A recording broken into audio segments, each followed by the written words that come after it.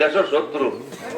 এবং সবচেয়ে বড় হইলে যারা দিল্লির দাস হিসেবে কাজ করে, আর দিল্লির দাস ন, এ স্বাধীন সার্বভৌম বাংলাদেশ আর দেশ আর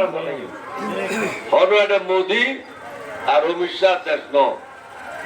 সুতরাং অনাথ এইভাবে চিন্তা করণ করিও, মাথা উঁচু করে জ্ঞান করিও। জঙ্গলের মধ্যে বিলাইও থাকে, কুন্দুরও থাকে, কিন্তু সিংহ রাজত্ব করে।